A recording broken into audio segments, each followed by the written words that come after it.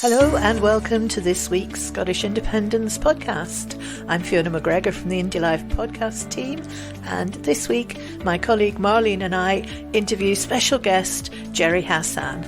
Gerry is an author and academic. He's just got a new book out called Scotland Rising, The Case for Scottish Independence, which couldn't be more timely given where we are right now, and just in time for Christmas too. Gerry's a fairly well-kent face, as a political commentator on Scottish politics, professor on social change at Glasgow Caledonian University, and he's written other books. So this is the new one, Scotland Rising. Welcome to our special guest for this month, Gerry Hassan.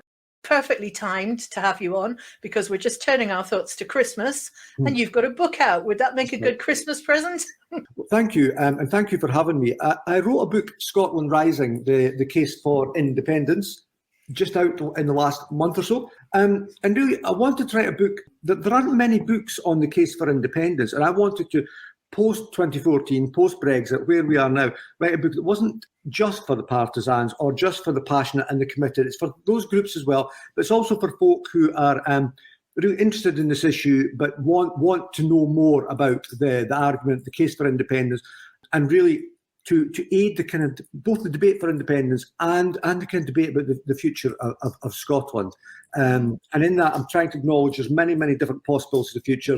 There's many different types of Scotland and voters and so on, and try and contribute towards a better debate in that. Excellent. So in fact, it would make a good Christmas present for somebody who's not made their mind up yet. I noticed that when you start off, you definitely put things into a bit of historical perspective. Which I really appreciated, and I had lived through quite a lot of that historical perspective. So why did you choose to do that?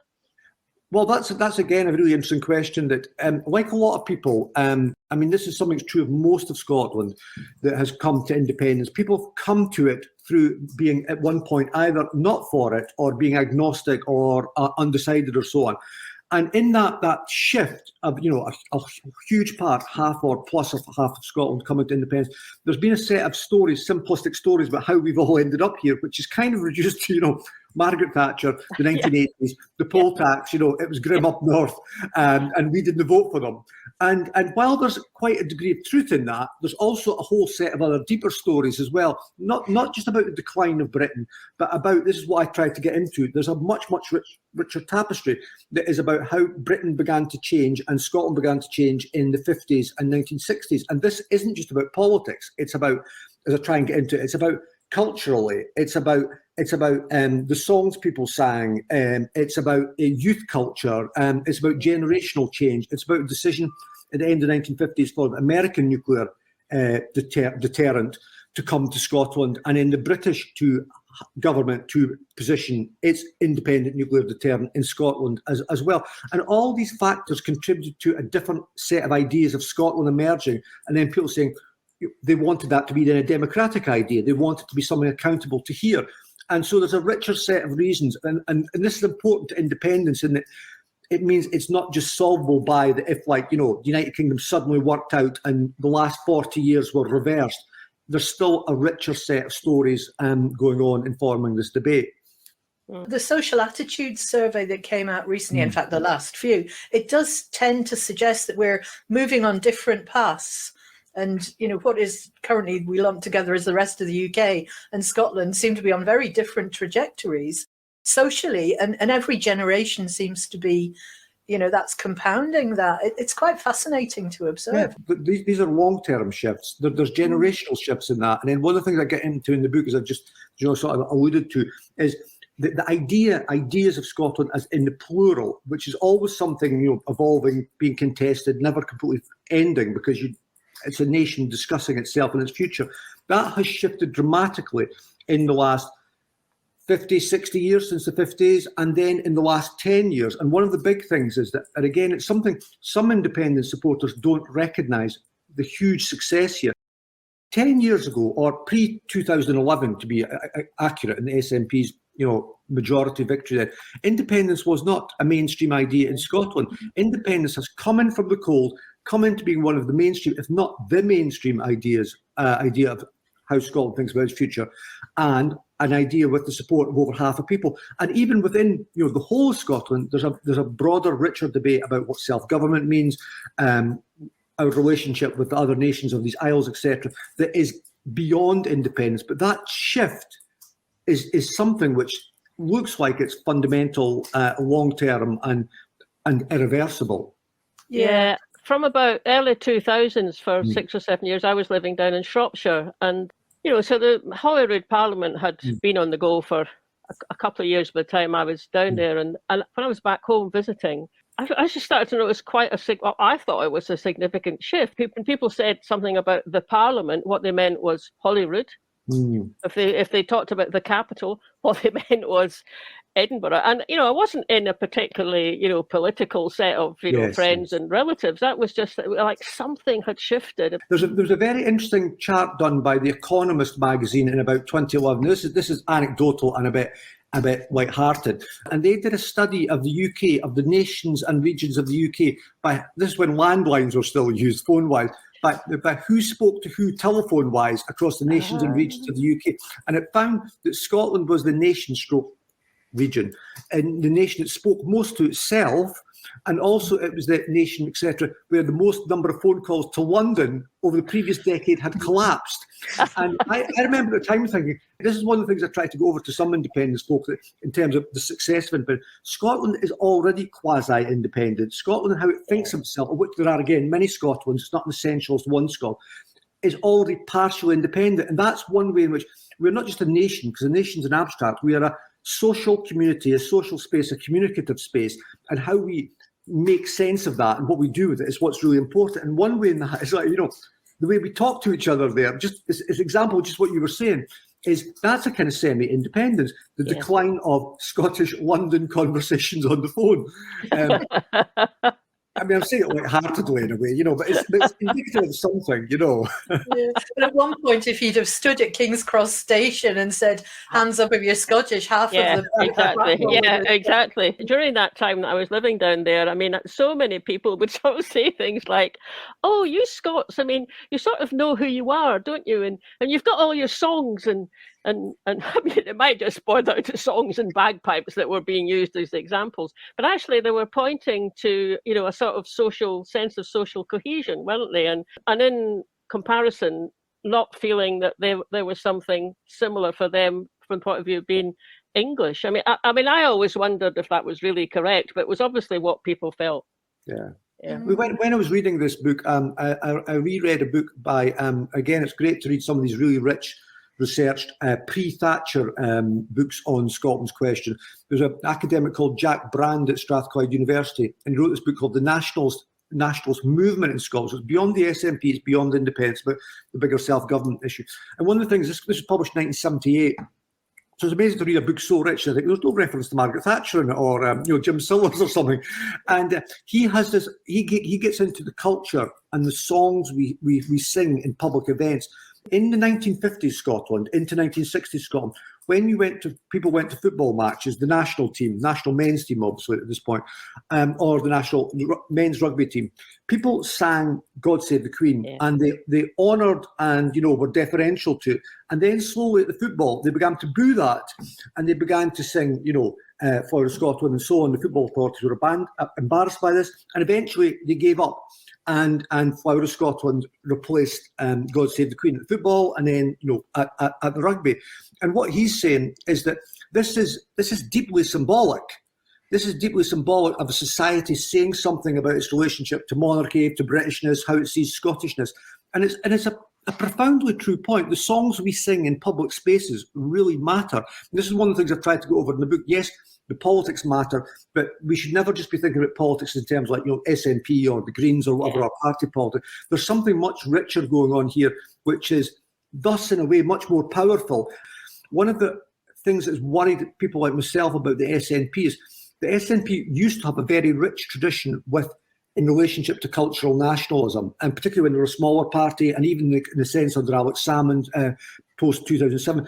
And in recent years, as they've become more and more comfortable in office, that cultural nationalism has slipped off the agenda, and how we represent ourselves, because it links into public policy, it links into broadcasting, it links into all sorts of things, not just those soft culture issues. those are really integral issues to how we see ourselves, represent ourselves, and a broader, more generous version of independence. Yeah. What would be an example of something that's maybe just slipped off the SNP's way of doing things, or? Well, how we think of broadcasting would be a good example. How you think of the Scottish public sphere of, say, mass media is thought about. I mean, lots of small countries all around the world in terms of population size.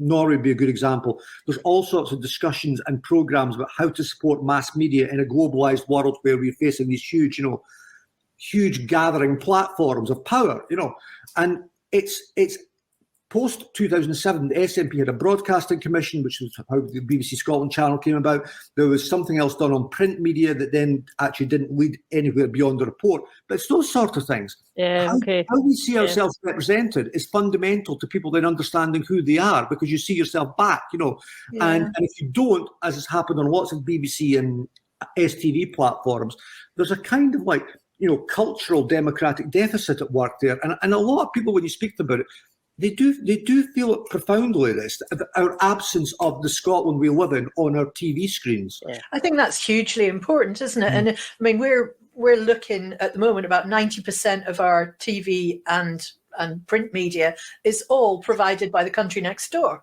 So how it could possibly reflect the day-to-day balance even that's currently, even if you took the 50-50 split, is definitely not represented in the media that we get. But I suppose the other element of that is how many people are still reading the papers and how many people are still watching BBC. And certainly in my son's generation, they wouldn't go near a newspaper. No.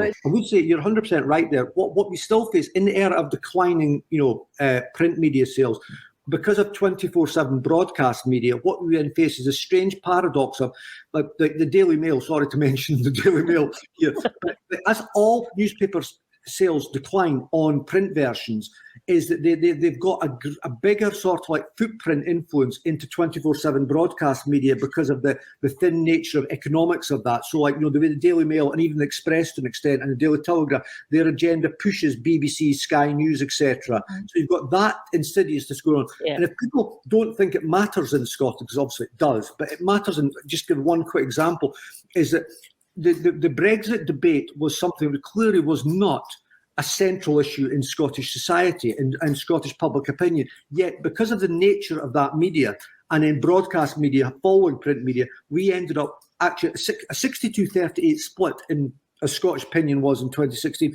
was not an accurate reflection of Scottish opinion. Scottish opinion was much, much more pro-European, but we were dragged into a Eurosceptic debate and thus had to put up with, being part of that.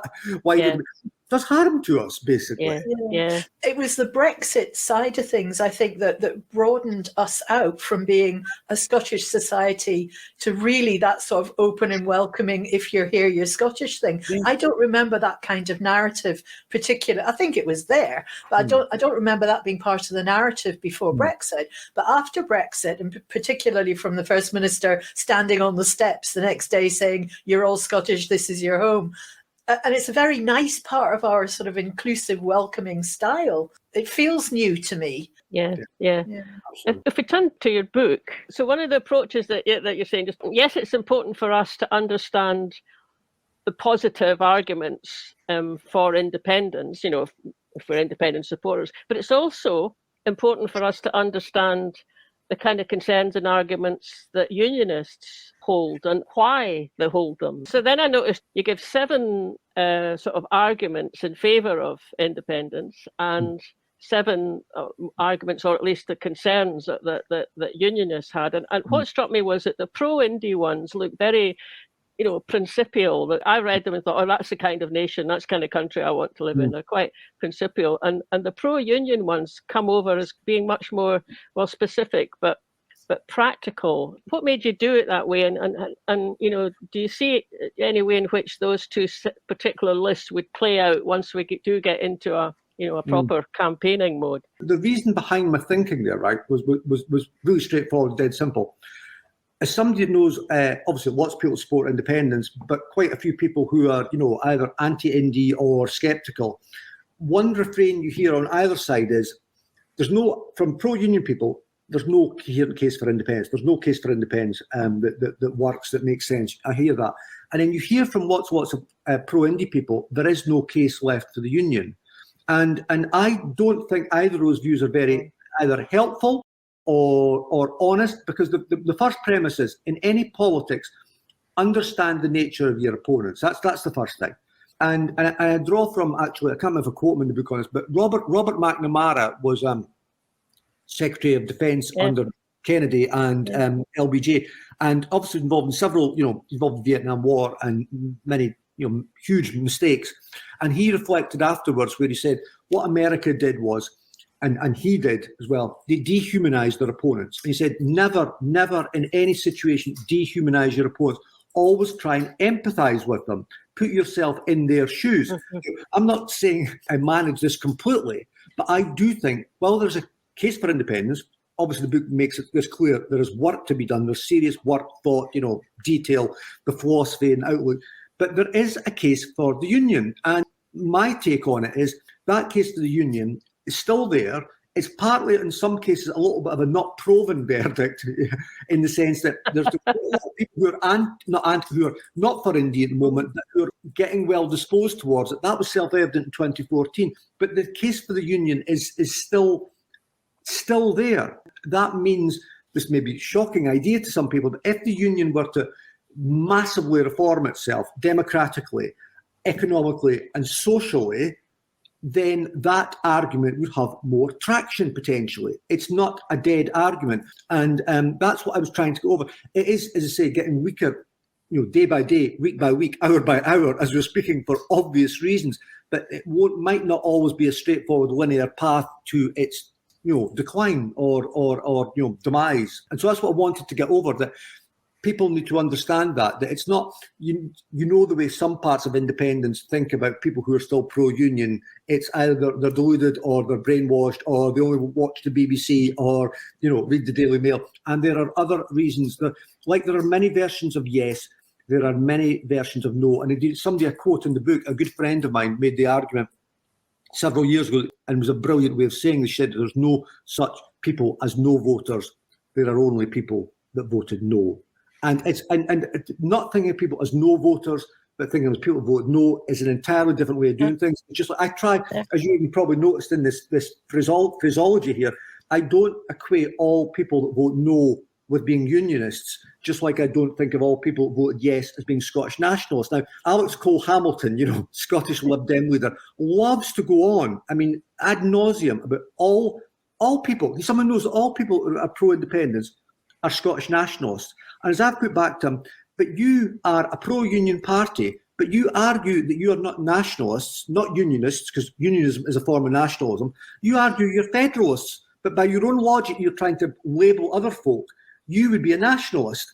And that's something I really try and get out of in the book, because of politics of just our nationalism is better than your nationalism, which again is part of our independence debate, is not one that reaches out to as many people or engages as many folk as it should do. Just to follow on that, from the list of democratic argument, economic justice, social justice, psychological dimension, endurance of the British Empire, the UK is not a modern country. So I don't know if people watching are their ears pricking up, because mine did especially when I went the endurance of the British Empire and the UK not being a modern country. I had one pro-union person said to me who was going to review the book, and it's somebody very prominent. He said to me privately, I can't understand this argument you're making about the British state being an empire state.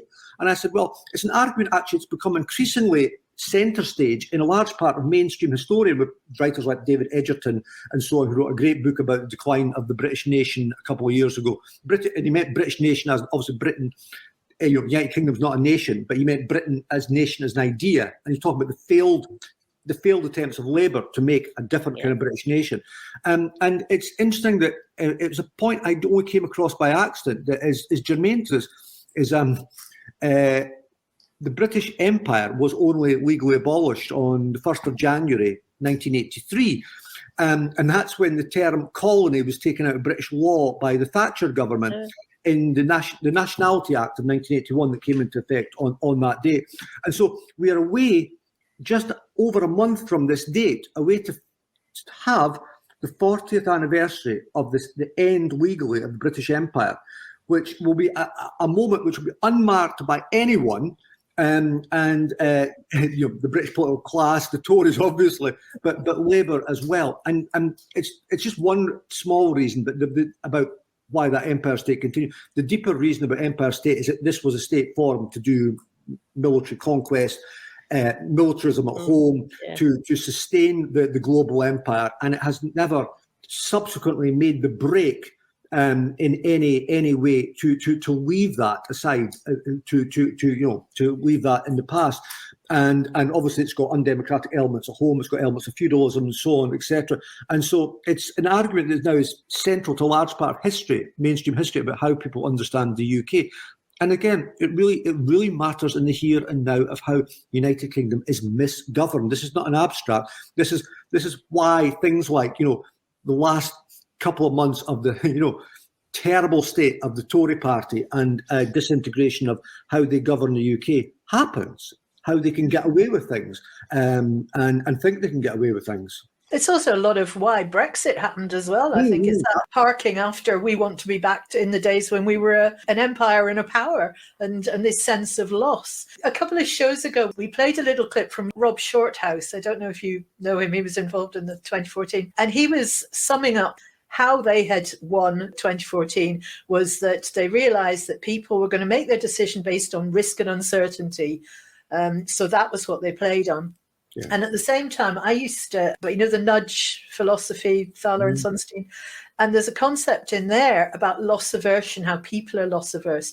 And you have to want something new twice as much as you want to let go of something old. And it just strikes me that a lot of the independence movement discussion, I'm not sure we really take as much account of people's loss aversion in the way we discuss it. And when we're talking about our vision for a new Scotland, which is a great thing to talk about, people who are making that decision are also going, but what am I going to lose? What am I going to lose? Exactly. And if what they're going to lose they see as more than what they stand to gain, you have to want something twice as much as you're willing to give something up. And it just struck me, looking at your list of the positives for the union are all on that visionary side, but the negatives are all in things we're going to lose if we give it up. And I thought that we need some way of counteracting that argument or telling the story better. So what we lose is bad things to do with the UK, and what we gain is good things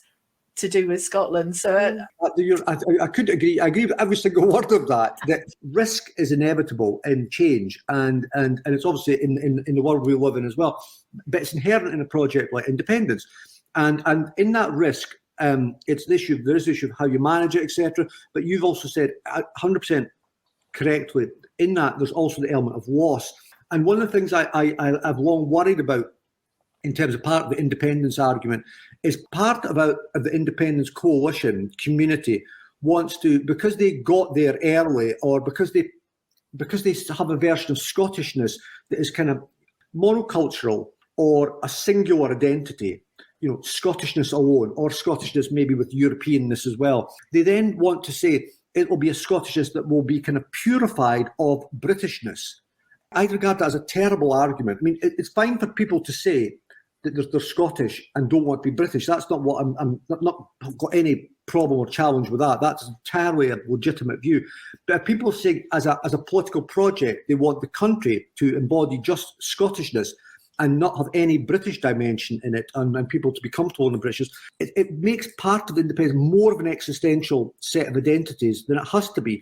Because again, despite the fact that we have become more Scottish through all these surveys we've talked about in the last 40 years, and 90% plus of people in Scotland feel Scottish, it's also true when you ask people, do they feel Scottish and British, 60% plus, 70% plus of Scots say they feel Scottish and British. Again, the gradient's heading more towards Scottishness, but a majority of people feel British. Yeah. So if you want to pose it as like this pure version of Scottishness that someone expunges, expels imperial, nasty, reactionary Britishness and all that, then you're setting up an argument to say to part of Scotland, we want to take away or we dishonour part of your identity. And I just say to lots of independent people, why would you pose it that way? Because because it's perfectly all right for you to say you want to be Scottish and not feel British, but to lots of people, this is a part of their identity.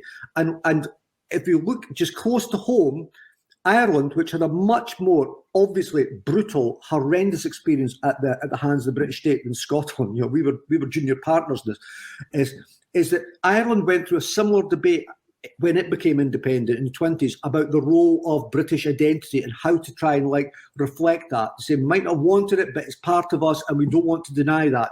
And there's a whole set of cultural discussions as well on that. And if Ireland can do that, I'm pretty sure we can, and it'd be better for us to get ahead of the curve and have that discussion now than allow ourselves to be caricatured by part of ourselves and indeed by part of our opponents. And it struck me this, I cite this in the book, it came home to me really earlier this year when I went to a Gordon Brown talk, and I was on my best behaviour, as I sometimes try to be, because part of me, I'm only human, but part of me does like to listen to people I disagree with. And so I was listening to Gordon Brown, and then I wrote a reflective piece on it saying, trying to understand him. But he was saying at this point, Scottish independence is all about Scottishness and denying Britishness, and it's about an anti-Britishness and an anti-Englishness. So I wrote this saying, this is a caricature. This is really, Gordon Brown somewhere knows better. But what was interesting was that quite a lot of the pro-independence, most passionate people said things like, I agree with Gordon Brown. I don't like Gordon Brown, blah, blah, blah. But on this point, he's right. And I thought, that's quite interesting, because I did not realise that. The way two parts of the independence argument from different sides coalesce in what is a caricature of the independence argument. And that's something that I think it absolutely is about this sense of loss. If you pose it that way, because there won't be still other senses of loss for people. Yeah. I wonder if a way of approaching that might be to sort of reframe Britishness. And I think one of the things that really annoys me is that whenever you hear one of the Westminster politicians talking about the British people want X, you think, well, there is no homogenous group called that who want the same thing. In terms of Britain as an island, I'm quite happy for all four nations of the UK to become four nations that live on British Isles. It's like being a country in Europe, a country in Britain. Could have the same kind of relationship of neighbours and friends, which is kind of where we want to get to. And it's almost this misappropriation of Britishness as shorthand for Englishness, or even worse, shorthand for south of English Toriness, which is causing the problem. I haven't felt politically British for decades, but in that my cultural Britishness, I mean, there's lots and lots of things that I have grown up with that I feel huge attachment to, that are English or English British, from punk, post-punk, all sorts of rich musical strands, literary writers, etc. And I've long thought that independence will change one's psychological relationship across these isles, and it will just change your views of some of these things that are in a way part of our common heritage. And I find that a little bit both interesting, and in some way I still feel a little bit like it's a bit sugary or unsettling. And if I reflect on that, I'm thinking, what must that feel when it's taken onto that wider scale for some folk to say, as I made in the point of the 7 arguments for the Union, they are mostly now increasingly defensive and looking into the past. But if you want to deny some of those arguments, for instance, what I would call probably the last good story of the United Kingdom of 1940 to 45. I mean, it's gone on too much now. And I use 1940 as the point because obviously that's when France fell. That's still a rich, powerful story. I mean, people like John Friedland in The Guardian have called it the last foundational story of the United Kingdom. I don't think that's a story that should be denied, because we were voluntarily part of that story. Yeah. Why would we get that? That's part of us. Yeah, exactly. It's interesting, what you say about, that kind of, I think it's just, the kind of pure Scottishness kind of story. I just think that's just it's simplistic. And I also think it's lazy. Almost immediately after the referendum in 2014, there was a YouGov poll of Scots. So, first of all, they asked, did you vote yes or no? And then they asked, what were your 3 most important reasons for doing that? And I remember that for the people who voted no, let's stay within the United Kingdom, one of that was a sense of Britishness, which didn't mean they didn't feel Scottish. It just meant that was quite a powerful thing. And when they delved into that a bit more, yes, what was people would say, well, we fought for each other. you can't ignore that, can you? That's a way for me to put myself into thinking what it might be like for someone who says, no, I want to stay part of the UK, I want to stay part of Britain. If that kind of sense of belonging and commonality is part of it, then that's one angle that I can get in. And, you don't have to kind of belittle that or take that away. You can go forward from that, can't you? Separatism is obviously like a boohoo word and all that. But anyone that knows the history of the SNP are obviously the primary force and historically in this argument. The SNP have never been a separatist party.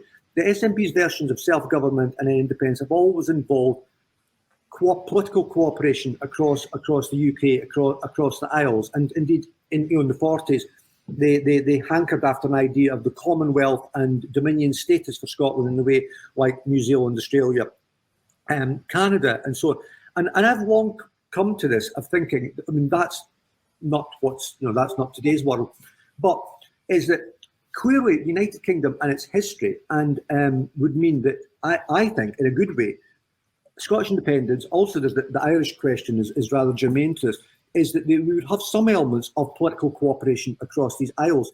And indeed, given that we as an independence movement have this is the idiocy of the Skegsit argument that I just sometimes it's just pointless. Scottish independence has so little similarities with Brexit because Brexit, as you know, is the pursuit of this pure version of Brexit that is unattainable, about an absolute version of sovereignty by the Brexit ultras and so on. Whereas Scottish independence, particularly the version in 2014, but historically and subsequently, is about a version of very, very shared, fluid sovereignty, not just political cooperation where they say you want to leave Westminster for Brussels, but at every level, it's about an idea of shared sovereignty. And I've long thought we could maybe have a version of our independence that is practically a unique version in the world that has some kinds of political cooperation across these Isles.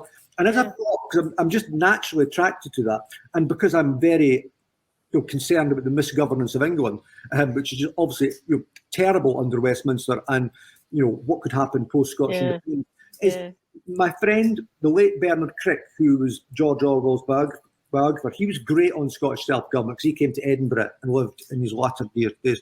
And he phrased the fetishisation of parliamentary sovereignty, as he called it, the English ideology. And he said this about 30 years ago, he said that the idiocy of that worldview is, these are his words, he said, it lost the British ruling elites, the American colonies, it lost them Ireland, and if the way they're heading, it will lose them Scotland. That was something he wrote in 1995. Yeah. And I've long thought I'd like to get to that world where we have that, we can share some element of sovereignty while having our statehood and self-government, but it will depend on an English, not our journey, but the wider framework will depend on a set of English conversations that we can obviously help, but will ultimately be up to them. And that's something, given the state of things at the moment, one does have some worries about. There is a version of Scottish independence that happens that then England goes into somewhere even worse than it does now, which would be a travesty for the people of England.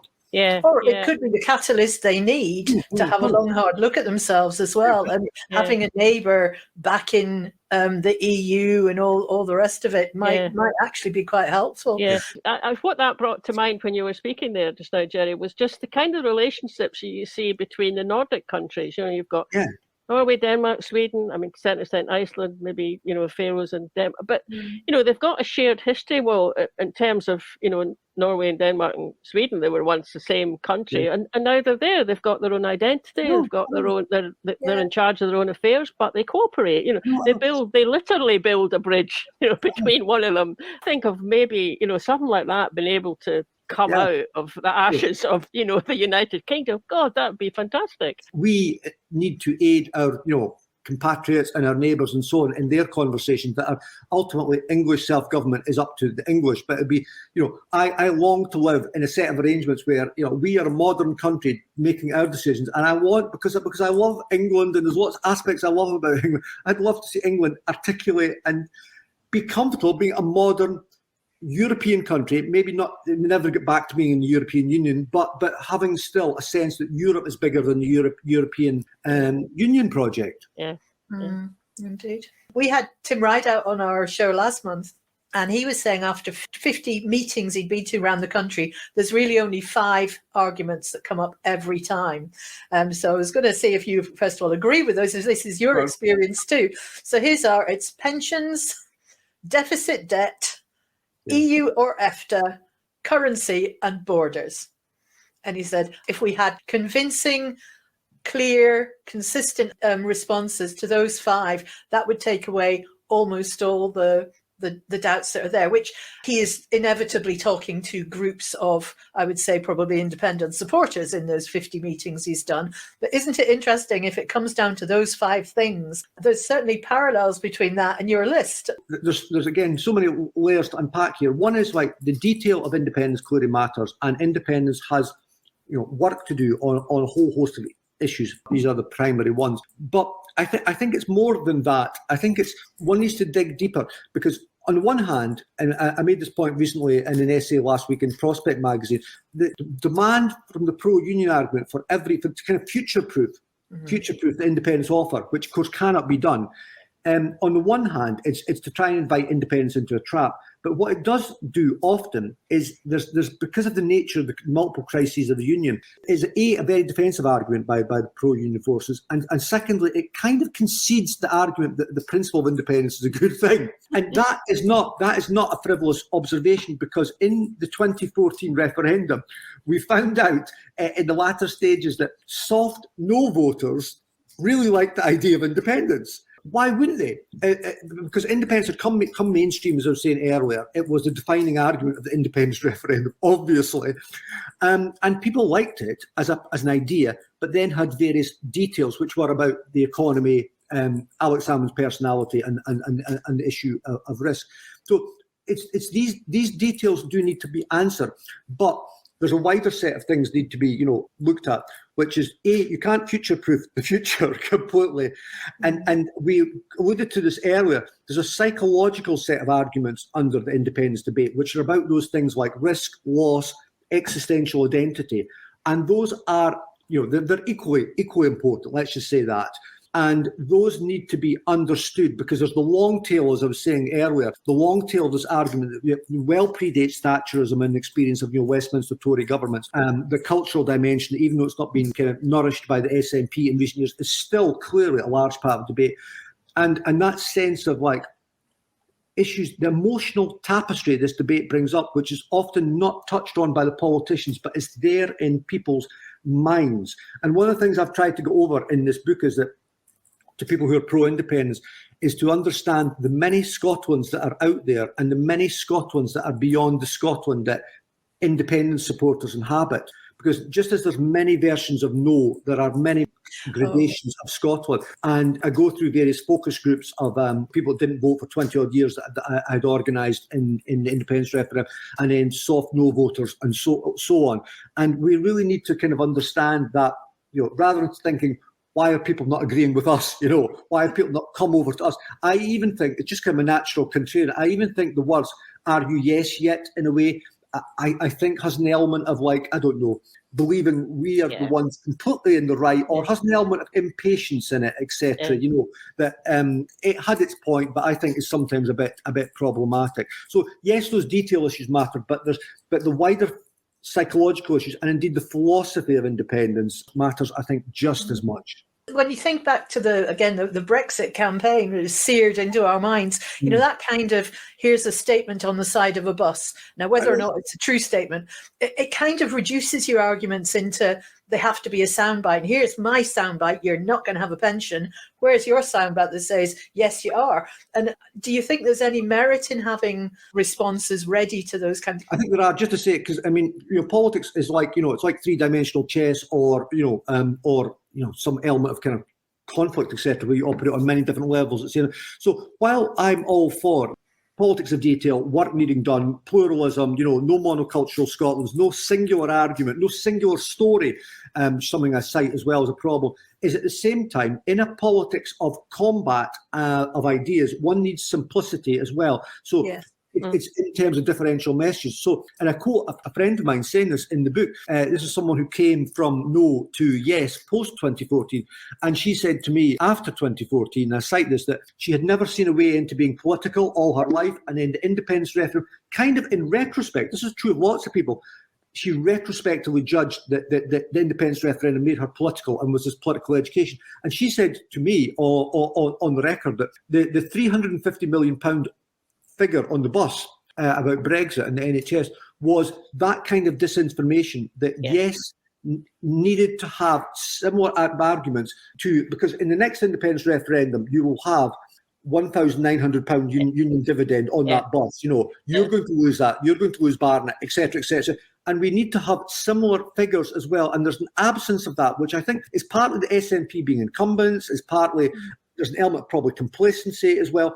And one figure I do draw from that, I haven't got the exact figure on, but I know the direction of travel, is Danny Dorling at Oxford University made the point that the UK economy is much, much bigger than the GDP figures. What he means is that the offshore economy, the tax havens, the shell companies, is, on his estimate, 7 times the size of UK GDP. Wow. And he said to me that the Scottish figures, because that's obviously partly, the City of London is a huge multiple of that, but the Scottish economy has similar financial centres, but smaller. And he said the Scottish economy would be 4 to 5 times the size of the GDP of Scotland. Now, for goodness sake, SNP researchers, Green Party researchers, somebody, somewhere, set up a committee or a commission and estimate it. Because if we could estimate that, value it, number it, the Scottish economy is 180 billion GDP. So that would be 4 to 5 times size that. So think of the size, that could be nearly just a bit under 1 trillion or something. That could be a huge, huge figure in terms of the economy.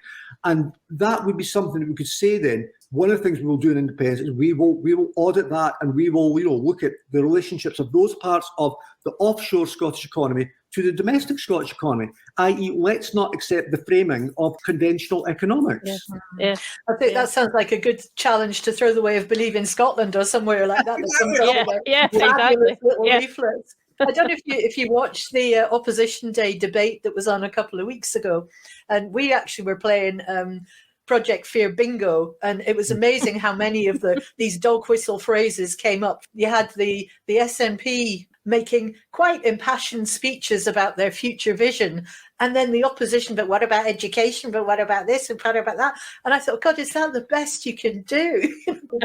You could more or less remove about 3/4 of what they came up with as either being irrelevant or vague and unsubstantiated or meaningless. Did any of them come up with Abbott ferries? I'm sure they would have done. But something I explore a bit in the book is that it's clear that the SNP are the kind of platform that got us, that amplified this debate, that gave voice to it, and the main vehicle, not the only one, of course. But then the SNP success brought independence mainstream and so on. But the effect of 15 years in office of a party, of any party, it's just the laws of political gravity. It has an effect. And, the SNP has a record with shortcomings, with issues. I mean, one doesn't need to cite ferries, education, NHS, etc. And that to me is a little bit of a fundamental as well.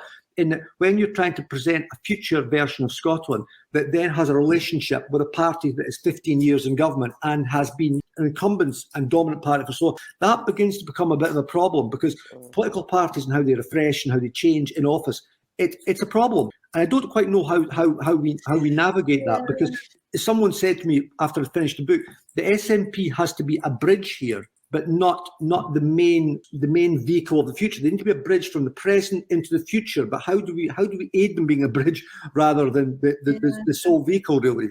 My vision of the future is that we've got a proportional representation, gives us that kind of rainbow parliament. And I would have thought that the SNP's main raison d'etre is over once we are independent. And I would imagine that those parties would start splitting into, here's our, I don't know, Liberal Democrats here, here's our socialist wing, here's our perhaps even a right-wing wing, I don't know. So the idea that the SNP will be the only government we could ever have, I think is unlikely. But then that adds another element of what if for the people who aren't sure, doesn't it? I think the future of politics of Scotland, independent-wise, would be completely different in the sense that the SNP, on all independent nations, the party that brings about AIDS independence remains for quite a period and often is the dominant party. But all the other parties would change in their characteristics. The Scottish Labour Party, which I'm a small expert in, would become completely unashamedly a Scottish Labour Party.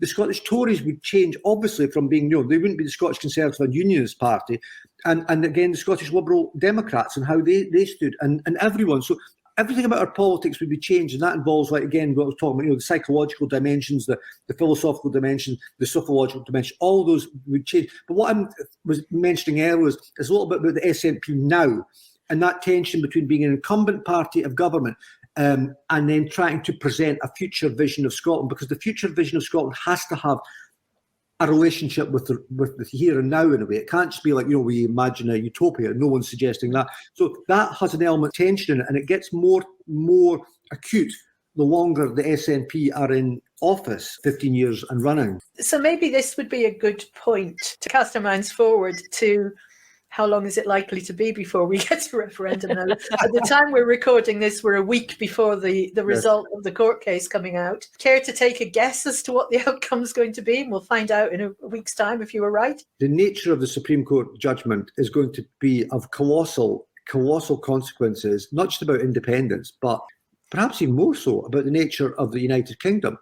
And about the nature of the union and where power lies and so on. And I've always taken a sanguine view about this, is in that if the union says no in whatever forum, UK government, Supreme Court, by changing the nature of the United Kingdom and making independence synonymous with democracy, that is in the medium to longer term a disastrous position for the union to position itself in. And it really begins to unravel and undermine the case for the union, because independence is not yet completely synonymous with democracy in terms of like the large parts of soft opinion in Scotland, but that makes it explicit. And in that sense, even though it would change the nature of the union fundamentally and in a very, very unappealing way, Scotland, I've got a whole chapter in the book on this, how Scotland gets to another independence referendum. Scotland eventually gets to another independence referendum when, on every measurement, Scottish public opinion wants one. Because Scottish public opinion, just a couple of arguments I go through in the book, Scottish public opinion, by emphatic numbers, likes the idea of Scotland's right to decide. It believes Scottish people have the right to decide their own future. So that's a kind of near consensus position. You then ask if the Scottish government's got a mandate to implement the mandate it claimed in 2021. Majority of people say that is. But what people don't and are not yet at the moment is people do not, because of what we've gone through with COVID, Brexit as well, of course, and the Ukraine, people do not want, at the moment, an independence referendum in the next 2 to 3 years. And if that shifts through political discussion, that's when things begin to move, and that may begin to move quite decisively in how people interpret the Supreme Court judgment. A union that says no, that says this is not a voluntary union that you can leave when you want to leave, changes the parameters of the debate quite markedly. And it takes that word colony that we used earlier, 40 years since the demise of the Union, it's right back today, isn't it? I personally wouldn't use that term, but what it means, the United Kingdom is a hybrid state. That's the great argument pro-union people make all the time. They even make the argument it's a union state. It's a combination of either 4 nations or, 4 constituent parts, because you can argue if Northern Ireland's a nation or not. And it's a union.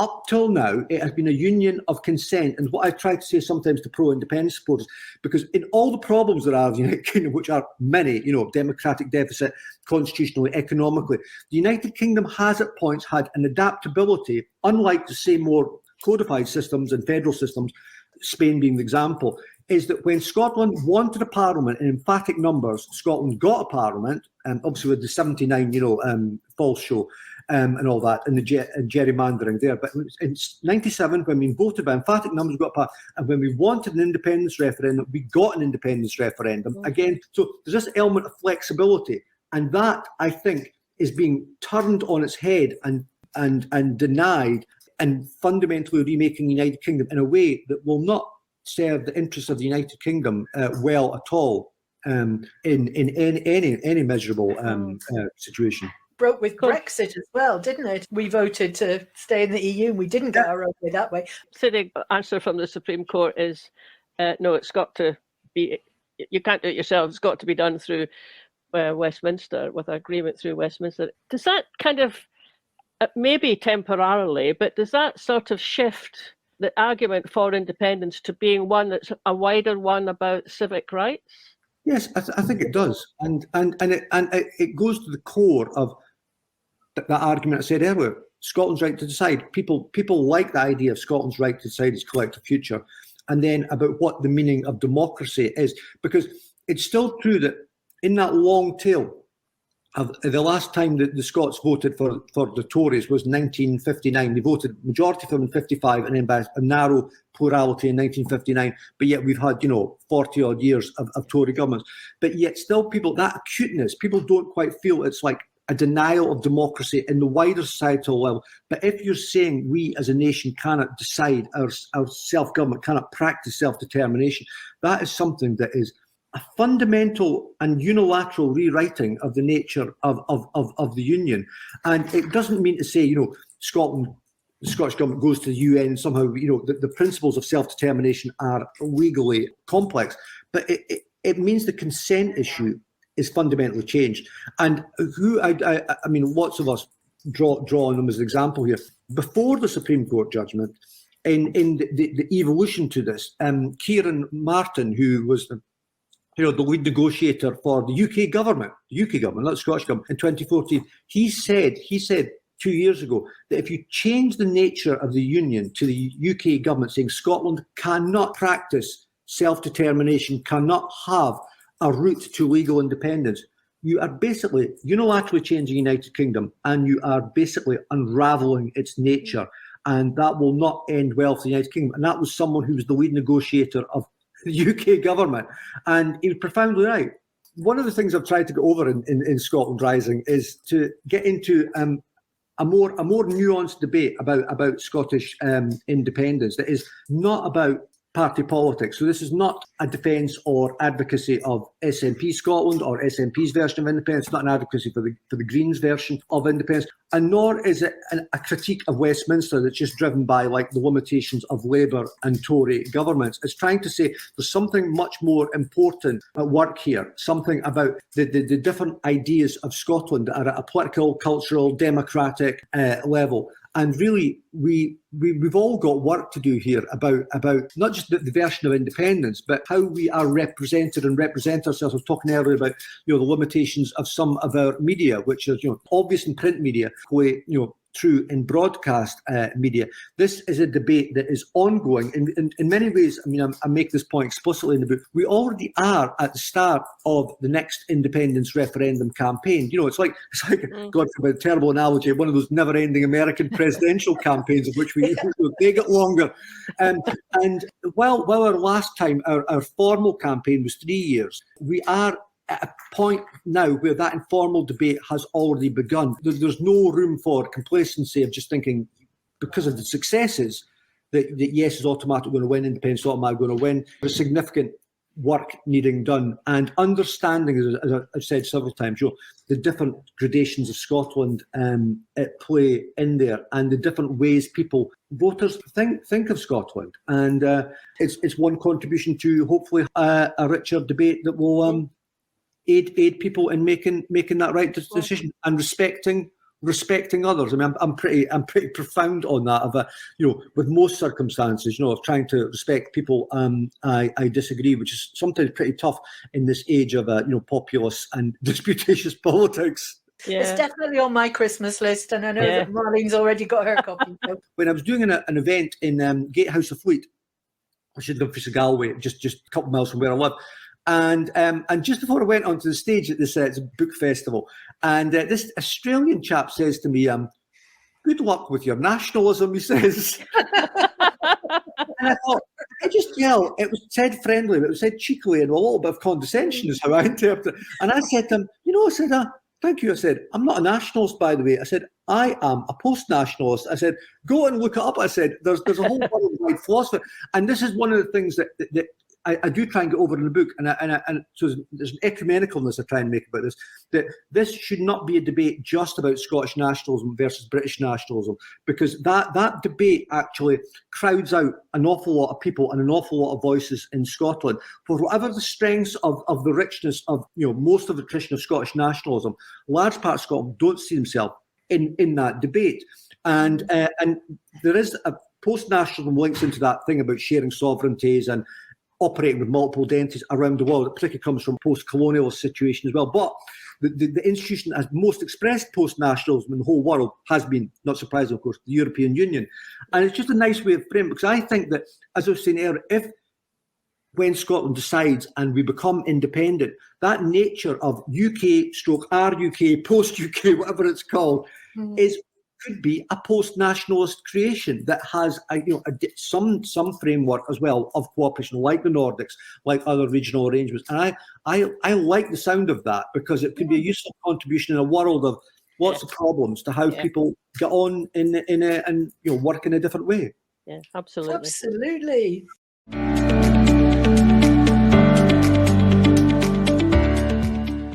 That was a great interview, wasn't it? Thoroughly enjoyed listening to Gerry there. Could have listened to him all afternoon. Interesting what you said about the Supreme Court case, wasn't it? Obviously we were at that point, we were all three hoping it was going to be a yes, go ahead and have a referendum. But yeah, just interesting what you said about, a sort of win-win situation where it's not the bit of the win that we wanted, but it's nevertheless, it's a turning point. So that's it for this week. We will have a bonus Tuesday episode coming up this Tuesday, which is a Women for India event, an interview with a Ukrainian refugee with a story of her experiences there. Should be very interesting. And then on Friday, we'll have the Radical Independence Campaign and Our Republic talking about their plans to mark the coronation of King Charles. So that could be fascinating. So don't forget to subscribe. Thanks for listening. As always, catch you later. Bye now. Thank you. Bye.